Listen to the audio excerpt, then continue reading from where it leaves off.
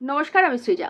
মাত্র কয়েকদিন আগে আমরা একটা ভিডিও দেখলাম যে বিজেপির লোকজন, বিজেপির কর্মীরা, সমর্থকরা তারা এসএফআই, ডিওয়াইএফআই এর যে একটা পতাকা, মানে স্বাধীনতা, গণতন্ত্র, সমাজতন্ত্র লেখা পতাকা এবং সেখানে সুকান্ত ভট্টাচার্যর মুখ, সেই পতাকায় জুতো বেঁধে ওড়াচ্ছে।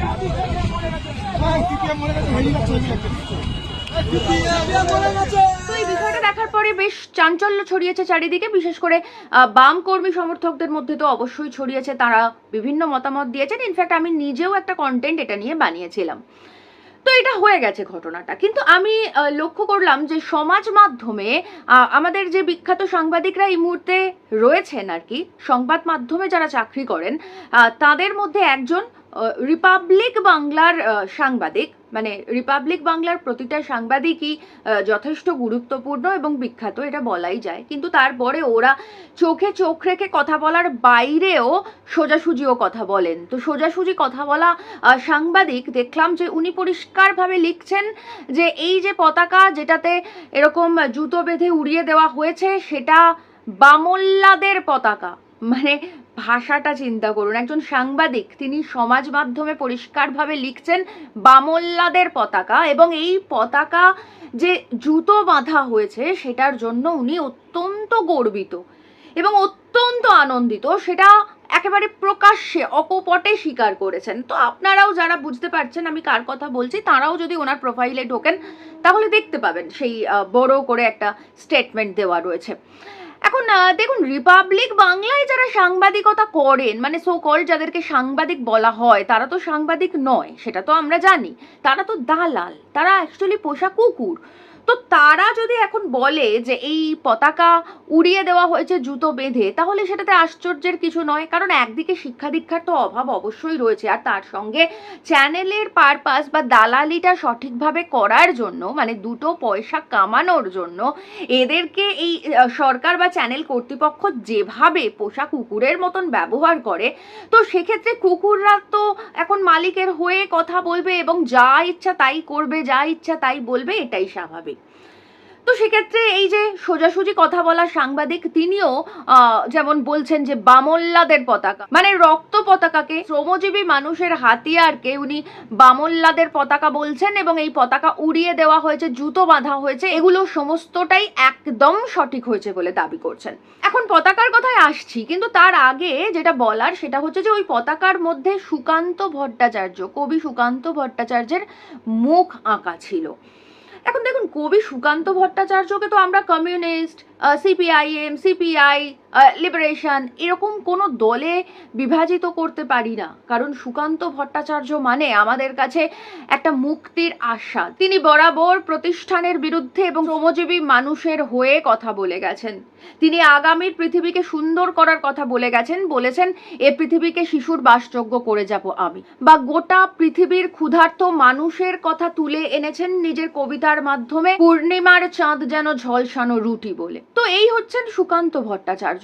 গোটা পৃথিবীর সংগ্রামের মুক্তিকামী মানুষের প্রতিভু হিসেবে আমরা সুকান্ত ভট্টাচার্যকে বিবেচনা করি। এখন রিপাবলিক বাংলার সোজাসুজি কথা বলা সাংবাদিক, তিনি তো সুকান্ত ভট্টাচার্যর সম্পর্কে জানবেন না। কারণ সুকান্ত ভট্টাচার্য তো শ্রমজীবী মানুষের প্রতিনিধি, উনি তো শ্রমজীবী মানুষের কথা বলেন। রিপাবলিক বাংলার সোজাসুজি কথা বলা সাংবাদিক, উনি সুকান্ত মজুমদারের কথা ভাবতে পারেন, সুকান্ত মজুমদারের কথা জানতে পারেন, কারণ সুকান্ত মজুমদারকে দিয়ে ওনার ধান্দাবাজিটা ফুলফিল হবে, সুকান্ত মজুমদারকে দিয়ে ওনার কিছু পয়সা ইনকাম হবে। আর এই সমস্ত সো কল্ড সাংবাদিকরা, এরা এই সাংবাদিকতাকে এমন একটা ব্যবসার পর্যায়ে নামিয়ে এনেছে, এরা এতটাই নিজেদেরকে ভৃত্যে পরিণত করেছে যে প্রভু যা বলবে এরা তার বিরুদ্ধে তো একটাও কথা বলতে পারবে না। এমনকি যে মানুষের কথা বলার অঙ্গীকারে নিয়ে মানুষ সাংবাদিকতা পেশাটায় আসে, এরা সেই অঙ্গীকারটার কথা ছেড়েই দিলাম, অঙ্গীকার অনেক বড় ব্যাপার, এরা মিনিমাম মনুষ্যত্বটা পর্যন্ত হারিয়ে ফেলছে। এবং শুধু যে সুকান্ত ভট্টাচার্যর কথা বলবো আমরা সেটা তো নয়, এই যে ডিওয়াইএফআই এর পতাকা, বা এই যে এসএফআই এর পতাকা, বা সিপিআইএম এর পতাকা, যে পতাকাই বলুন না কেন সেটা তো রক্ত পতাকা। এই যে লাল রং, এটা তো রক্তের রং। এই পতাকার ঐতিহ্য আমরা বহন করছি সেই হে মার্কেট থেকে। হে মার্কেটে যে অসংখ্য শ্রমিক শ্রমিকের রক্তে গোটা রাস্তা, তাদের জামা কাপড় ভিজে গিয়েছিল, সেই রক্তে ভেজা লাল রঙের ঐতিহ্য বহন করছি আমরা।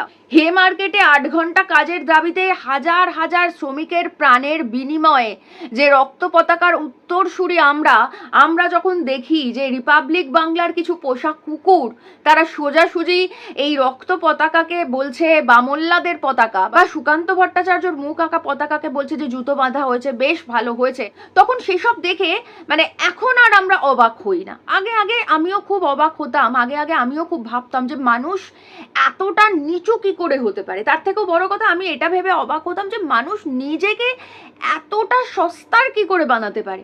একজন মানুষের তো মিনিমাম ডিগনিটি থাকবে, মিনিমাম আত্মসম্মান থাকবে, মিনিমাম আত্মগরিমা থাকবে।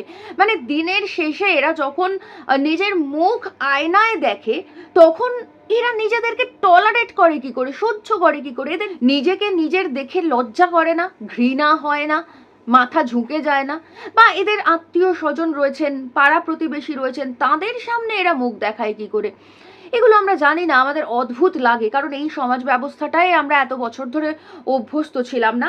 এই হালে এই বিজেপি তৃণমূলের শাসনকালে, তৃণমূলের বিজেপির জমানায় আমরা এই যে সাংবাদিকতা পেশাটাকে এতটা নিচে নামিয়ে এনে এতটা নির্লজ্জভাবে স্থাবকতা করা, এবং একই সঙ্গে এক ফোঁটা বিন্দুমাত্র পড়াশোনা না জেনে সাংবাদিক বলে নিজেকে পরিচয় দেওয়া, এই সিস্টেমটা আমরা এই হাল আমলে দেখেছি। কিন্তু তারপরেও যখন কোনো একজন মানুষ নিজেকে সাংবাদিক বলে পরিচয় দেন তার পেশা সাংবাদিকতা, এবং তার থেকেও বড় কথা তাদের চ্যানেলে প্রকাশ করা হয় যে সোজাসুজি তিনি কথা বলেন, তখন আসলে আমরা বুঝতে পারি যে এই সুন্দর স্বর্ণালী ধান্দায় যখন মানুষ জড়িয়ে পড়ে, তখন আসলে সুকান্ত ভট্টাচার্যর গুরুত্ব বা রক্ত পতাকার গুরুত্ব বোঝা তার পক্ষে সম্ভব নয়।